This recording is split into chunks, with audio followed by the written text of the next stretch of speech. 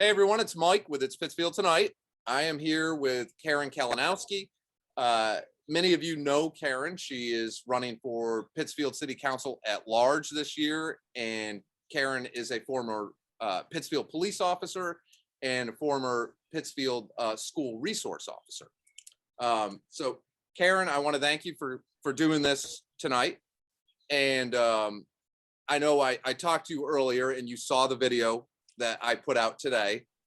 And one of the things, I talked about two specific topics in today's videos, but one of the big things was violence in our public schools. And you having, I think, did you say 13 years? 13 years. 13 years as a school resource officer. You're probably the most knowledgeable on this topic in the city. And did you get a chance to see the whole video I did today? I did. Okay. And one of the things that I was heavily pushing for is school resource officers. And the reason I really brought that up is there was an incident, another incident. There's been a lot of incidents, but there was one specifically at Taconic High School yesterday or the day before that someone actually recorded and put on YouTube, and it is very violent. It looked like a couple staff members were hurt in that, and it was just very violent video. And when that came out, I received a lot of messages from parents, and a lot of them asking, why don't we have? Where are the officers? Is there an officer in that school? And I know we talked a little bit about the role of school resource officers, and it is a deeper problem than it's not a quick fix, I should say, of just we can put a school resource officer there and the whole problem goes away. And I get that, but I really am one of those people who feel like the presence of a school resource officer is a positive thing. And in the event of something horrific, that a school resource officer is going to be the only person qualified and trained to try to de-escalate or control that situation. Did you have a chance to see that video? I did. It was pretty bad. And have you seen that kind of behavior in your 13 years within the school before? Unfortunately, yes, Mike. A lot, or? When I first started out at Reed, it was a lot. When I was there for that 6 weeks, the school was out of control. Throughout the other years, we would have some. Some would be bad, some would just typical fight. Some of them would be getting where people got kicked, hit, staff members got hurt. So would you say, because I was shocked when I saw that, but again, I haven't been in the schools in quite some time. Would you say this is something that has been a continuous problem for some time now, or? I think the amount that's happening now, I mean, it goes in spurts in my career of, and it just seems like the last, I would say maybe 6 years or so, it seems to be creeping up. But like I said, when I was at Reed for my first, it was 6 weeks before the end of the school year. It was pretty violent there. We had fights that put kids in the hospital, fights that teachers got hurt, where I end up with arrests, arresting kids. They were fighting when I arrived on the scene there and had to break them up. It kind of goes with the atmosphere in the building. And yes, do I think resource officers are important? Yes, because even our presence in the building can cause some kids to not resort to fighting. The better relationship the resource officers have with the students, the better they're apt to go to the resource officer. Somebody will, stating that there's going to be a fight. So sometimes we can prevent them just because we learned about them in advance. I think for me, that particular fight, that video, was really shocking for me because, again, I'm not in the schools and I don't have children. So I've been out of that loop, I guess, for quite some time. And that video for me, the worst part of that is in the very beginning, where it looked like a teacher or a staff member got hurt bad, like took a direct kick right to the face. Where do we go from here? I know you said it is a complex problem, and there's not one solution. It's going to take more. I'm not. I don't have the knowledge that you do on this. So where do we go? What is this? What is the solution? Okay, I know from reading what the people put after watching the video and other posts there on Facebook. People want the officer in the building. They want to know that their children are safe, which is important. That image of an officer being there safe. But you're right, it's not going to be, an officer's not going to be a correct all to what's going on. The school's got, I don't know if you saw the superintendent's letter or video that went out to the parents after this fight. I did. And he's talking about the consequences if you have fights in school, and consequences if you videotape them. These should be things that are given to the parents in advance of the school year. When I was at Reed, they had a protocol of discipline for different levels of incidents that students could get themselves into. And, there was like first offense, second offense, third offense of consequences that would happen to them if they broke these rules. I think the parents need to know these in advance. They need to know if your child does this when they're in school, this is what's going to happen. And somehow it seems like the school fell away from following their own protocol of, you commit this incident in school, this is what's going to happen. Take it for instance, okay. You skip a class, you get detention. Different things like that. They seem to have fallen away from that, and it causes disarray. Or let's say, or one student does the behavior and they don't get disciplined, but another student does that same behavior but does get disciplined. So you're causing a disruption instead of things being conformed, and it's what causes chaos. So is it like there's not a set protocol? Are you saying it's kind of been, it sounds like the way you've said that they're kind of like winging it almost on an individual basis where there's no set standard? Yes. Okay. Yes. And there has to be consequences. If you consequence on the small stuff, the big stuff rarely happens. It's going to happen. You have, 600 to 800 students in a building. You're going to have some incidences, but they can go down, but you have to, discipline them on the small things so that it won't reach to the big things. And it doesn't have to be severe. You don't have to suspend them from school on something small. And the consequences weren't real big on small incidents, but like this fight, the superintendent said you could be suspended 5 to 10 days. Okay.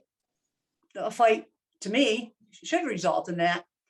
On the fight that I just watched the video on, where you had 2 staff members who get hurt. One of them looked like she got hurt pretty bad, and teachers don't sign up to be breaking up fights and getting injuries like that. Unfortunately, police officers, it's part of our job. We don't want to get injured, but it does happen when you put yourself in between some people. And that was actually 3 people fighting, not 2. And, you put yourself in between, you're likely to get hit. I think, for someone like me or people like me that saw that, my instant reaction was, oh my God, and this and that. And then I got very upset, and like a lot of people, but then I started to get some messages in that said, what are you getting? This happens every day. And I was shocked to hear some of those responses too. So, to the parents, I think some of the messages I got were we need resource officers. We need resource officers. And by no means do I feel like this is a police issue. Like, you know, police, yes, a school resources officer presence there, I feel is completely necessary and all that. But I didn't, to some people, I think I came across like I was almost insinuating that cops go in the school and we fix this problem. To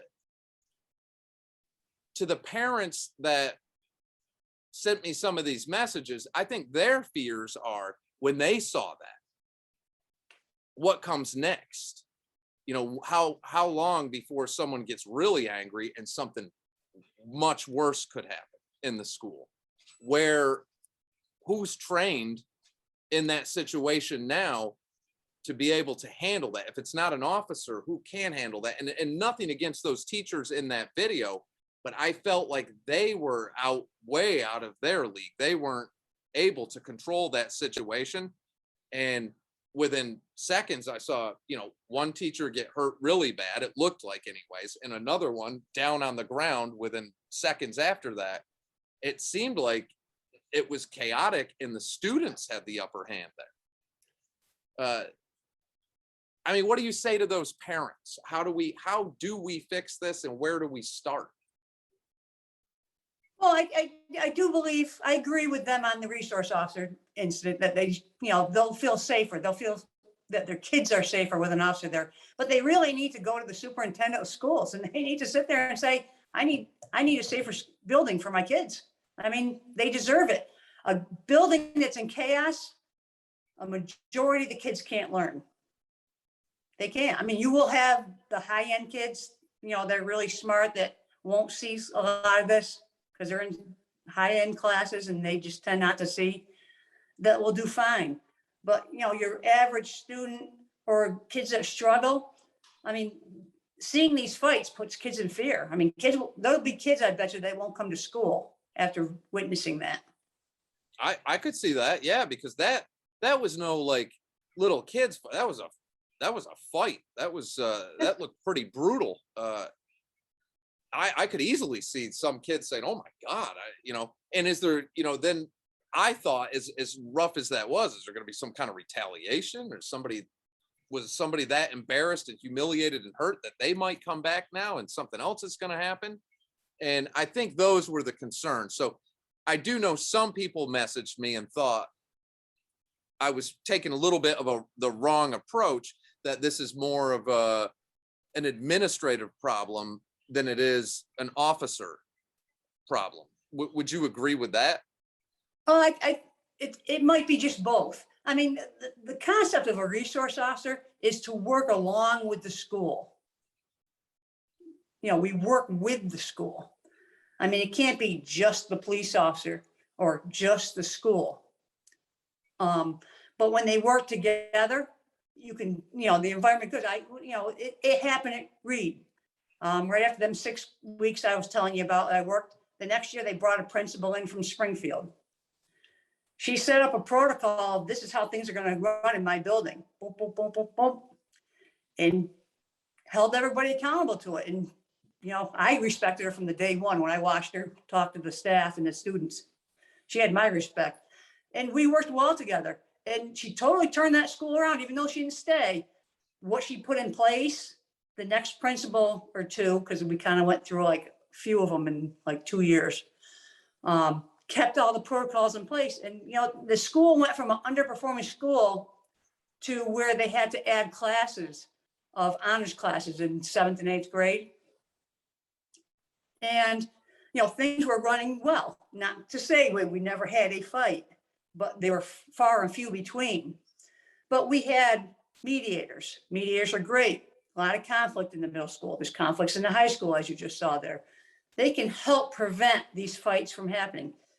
Probably about maybe 5-6 years I was into it, they got rid of them. They got rid of our mediator. They just eliminated her position. You know, so now we don't have her anymore. We still had the adjustment counselor, but I ended up being the mediator. When there was problems, kids came to my office and, you know, I'm proactive, so I choose to mediate instead of having to run to a fight. But, you know, there's important parts in the school system that they need to get back in place because they help keep the building safe. You know, I think when things were running good, they felt, oh, well, we don't need her anymore, not realizing she was an important part of why it was being safe. You see what I I'm mean, saying? as a school resource officer, do you, or doing that, do you feel that the resource officers have the tools to do the job effectively? Do you have the legal tools to be able to handle these situations? I mean, I get that it's got to be tricky when you're dealing with minors. I know some points of views that I've heard, mainly from some retired officers, one from an active officer, is that the officers' hands are kind of tied under the laws and the way things are right now. Do you agree with that, or how do you feel about that? Um, yes, that in 2018, it was right before I had surgery on my hip, right before I went out. Massachusetts had a Juvenile Reform Act. And basically what they said was when a student between 12 and 18 is in school, there's no more arresting for disorderly, no more arresting them for causing a school disturbance. It kind of took a lot of how officers, when the school would call us for students getting out of control, any leeway other than, being able to verbally try to de-escalate. As you noticed from that fight, you weren't going to de-escalate those girls verbally. You Right. weren't going to be able, they were in the throes of a fight. That was where their focus was, fighting. They weren't focused on that. I don't think, I don't know, but I don't, if that girl purposely kicked that teacher in the face or not, but they were in the middle of a fight and that's it. That's where their focus was. And that's how, some people that try to intervene on fights get injured. By the time it reached that stage where now the officers can now make arrest once there's a fight, but if the girls are just yelling at each other, basically, we can't do anything but try to de-escalate, but we can't intervene. We can't step in and physically intervene. Now, and you said that that happened in 2018, those changes? Yes. Yes. So did that sounds like it probably changed the job description. I mean, It did. Yes. Yes. So do you think that's part of the problem now, or? Because I know when this was brought up, school resource officers, as you know, because we've done videos on this, I think it was a year ago, but I hadn't seen an actual video of one of those fights. And that particular one, the beginning of that, again, that poor teacher, that is embedded in my head because I just felt for that poor woman. I mean, that was a direct kick right to the face. And I thought, oh my God. The whole scenario. So this is an ongoing conversation. And when we were talking about it before, it was being discussed on the council, but people were wanting to get rid of the school resource officers because some had a point of view, I don't know where they were coming from, but saying that the school resource officers contribute to violence in the school. How do you feel about that? They've never been in the school and watched a resource officer. That's all I can say is, I never contributed to violence in the school at all. And I probably could have quite a few, well, they're probably young adults now, step up and say, no, she actually prevented us from getting in fights. It's them not knowing our job, them thinking they know our job, but they've never took a step inside the school and spent a day with a resource officer, which is what they probably should do. They want to know what a resource officer does during the day. They should step in and walk around with the resource officer for the day, because I'm sure they won't mind. So to the parents, because again, a lot of emotion got involved in that because it's a very emotional video. And, if you have kids in that school, if you see that, you're going to go, oh my God. Not only maybe even if the kid isn't as affected that much, I would think that there's a good chance the parents are.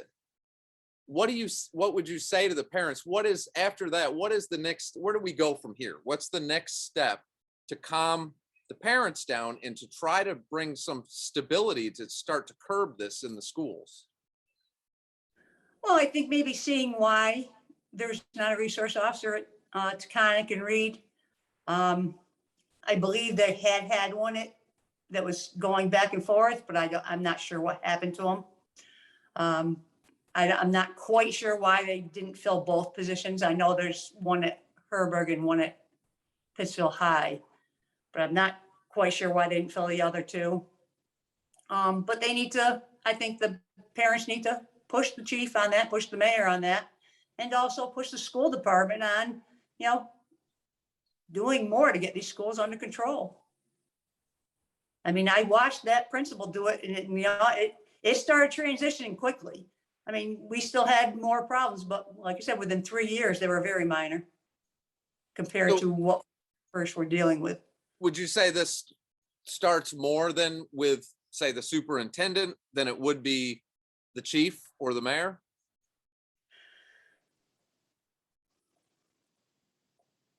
If you want parents to feel comfortable right away and feel that their kids are safer, probably getting the officers in there right away will work faster than the school putting together a protocol and saying, this is how we're going to run things in this building. But they really need to, if the school is worried about how parents are going to respond to their discipline, they really need to put what the discipline is out there. If their child, like the superintendent just did, but it was only in regard to fights and filming fights. But it should be consequences to every violation that happens in a school. Because that way, a parent won't be shocked that this is what happened to the child. If you send that home or you send it in an email, they now know what can happen to their child if they, skip a class, swear at a teacher. There's a lot of disrespect when it comes to swearing that's been going on in the schools. Teachers are taking a lot of it. If you talk to some teachers, it's not been easy teaching in our Pittsfield public school system over the last few years or more. No, and I mean, I've heard a lot about, the amount of, we talk about the students choicing out, but I've heard as of late, we're losing teachers at an alarming rate. Yeah, and I keep hearing all the things, it's pay, but you know what? I know that there's teachers that love the schools that they were working in. But it's hard to stay in a position where you can't teach because of the disruptions in your classroom. And it makes it hard for you to enjoy your job when all you're doing is spending time either disciplining or filling out a referral on a student that's causing a disruption in your class. Because I don't know, because COVID's in the middle there, so I'm not sure what it was, but I know that it had come down to if a student was causing a problem in your classroom, you couldn't call for the administrator. You had to fill out a form and you had to do it before the end of that period. So instead of teaching, the teacher's trying to fill out a form to a student that's causing a problem in their room, which means that your child's not getting educated. And that seems like an awful lot of pressure on teachers who, if you're a math teacher or a history teacher, I don't think most likely you're probably not taking extra self-defense courses and all that as well. All of us that, people that go to work every day, most of us don't think about, hey, I could get kicked in the face today at work. Yeah. I just, it just seems so over the top. And I know to some people they thought, well, again, I heard quite a few times, you can't not just an officer is going to solve this. But I feel like, and I get that, but I feel like that the first step to try to bring some calmness to the parents and to some of the students, I'm sure, like you said, there's got to be kids that's scared to death. A resource officer would be the first step. And then I think the conversation definitely has to be continued. And that's where I think it's the school department. As far as there does have to be some kind of regimented policy that is applied to everyone equally. Yes. So no, what would you say to parents then? What should they do? Should they call or email the school department, or is that where they should be starting? I would start with the superintendent. Okay. That's what I would, he's the one that makes the protocol that they run under.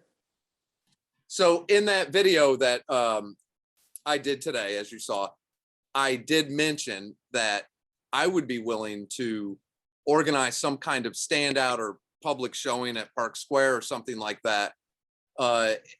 And, maybe have a petition or something that people could sign their name to, that we could submit to the school department, or, something like that, submit to the mayor or to the superintendent, or even to the board for the school department. Would you be willing to, if I did something like that, would you be willing to come to that or participate in that? Definitely, Mike. Okay. Oh, And definitely. would you be available to talk to people and answer questions on this? Yes. Yes. That's okay. Definitely. That's awesome. Well, I think I am going to give it a shot. I know all the gatherings I've done for other things, you've been at all of them. But this one really grabbed the attention of a lot of people. And, that video, like I said, a lot of people messaged me saying, hey, this is happening on a regular basis. But for people like me who aren't in the school, and I don't have children in the school, that was a huge eye open. Because you think of kids fighting and you don't think of what I saw. And again, I keep saying it for the 5th time, but that teacher in the beginning, that was just, it seemed like so far over the line. And I wonder what happened to her. Where does that stand? Did we lose another teacher? I mean, I've already, rumors are, and they go around, and I don't know if that's the case or not, but it seemed like a huge eye opener to a big, big problem. And I just feel like this could be an opportunity to get people engaged. And if that first step is dealing with the superintendent or starting wherever, to where we can come together as a community, because I'm not really trying to point fingers or blame anyone, but I do think there has to be some kind of solution and something put in place where we can start addressing this. I mean, I'm sure you agree with that. I do agree with Mike. And, like I said, this isn't something new. It didn't just start this year. I think people really need to get involved and let the superintendent and the chief know this is important to us. We want this done. And to anybody who has any questions for you, what's the best way? Is there a way for them to contact you through social media or to reach out to you? They can reach me on my Facebook page, or I have my political page, or they can call me 413-329-0397. That's my Okay. cell phone. Awesome. Well, Karen, I definitely appreciate you doing this. And again, I'm sure we're going to be talking about this topic again, but I will be in touch. I am going to organize or try to organize something, see if we can get a good group going. And I'd be honored if you show up and be part of it and be able to answer some questions for some of the people attending. I'll be there, Mike. Terrific. Well, thank you so much again, Karen, and I'll be talking to you very soon. All right. Bye, Mike.